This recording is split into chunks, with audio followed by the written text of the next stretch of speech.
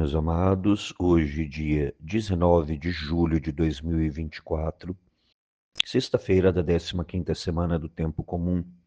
Evangelho segundo Mateus. Naquele tempo, Jesus passou no meio de uma plantação num dia de sábado. Seus discípulos tinham fome e começaram a apanhar espigas para comer.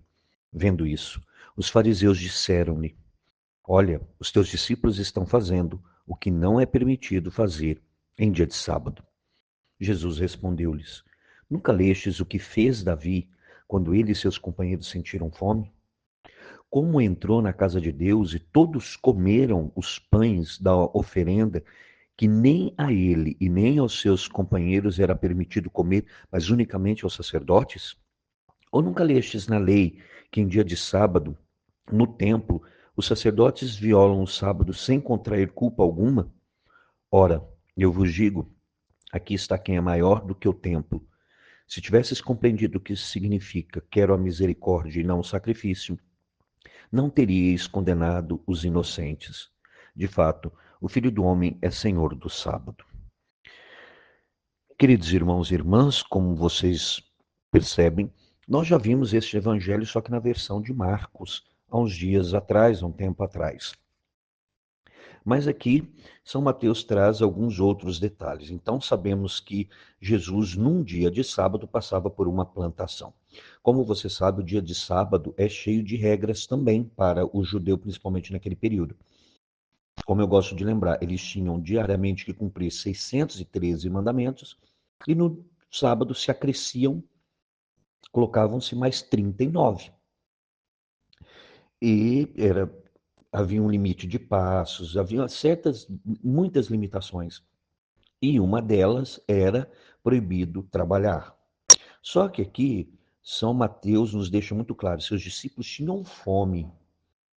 Então não foi para fazer um trabalho nada, eles não pegaram foices para cortar ali o trigo para comer. Não, eles simplesmente apanharam umas espigas para comer porque estavam com fome, só isso.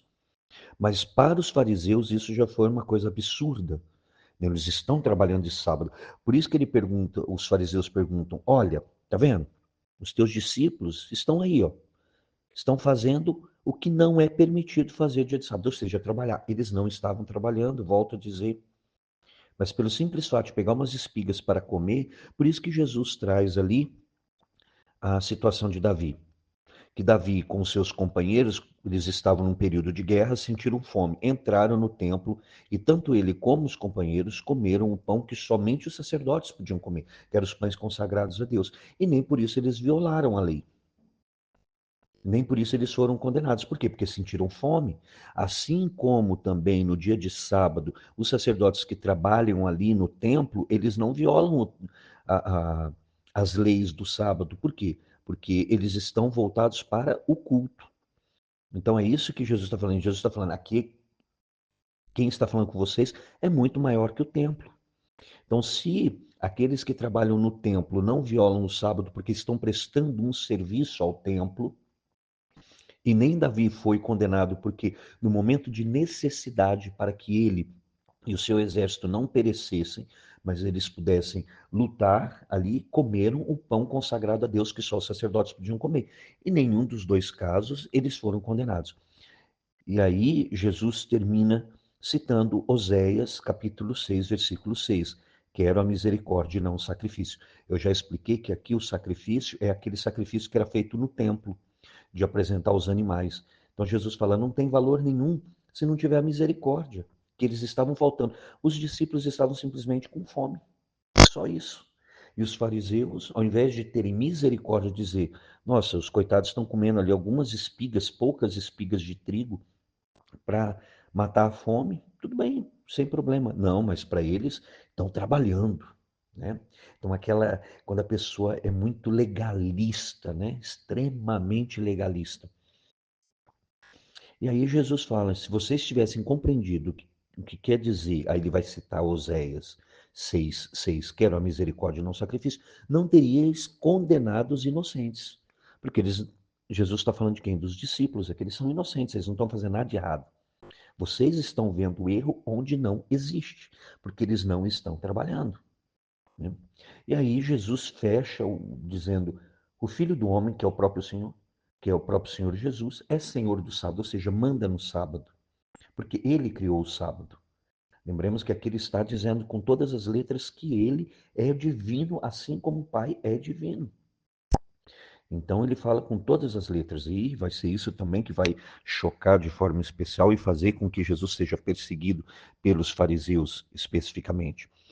Mas então nós percebemos aqui que a falta da misericórdia faz com que nós sejamos simplesmente homens e mulheres legalistas, que nós massacremos as pessoas com a palavra de Deus, que deveria, na realidade, ajudar as pessoas a buscar o céu, acaba distanciando porque nós nos tornamos como os fariseus, que só colocavam peso nas costas das pessoas e muitas vezes nós mesmos acabamos não cumprindo. Tá? Então, que nós possamos ter coerência entre falar e agir. E é isso, Senhor, exatamente que nós pedimos.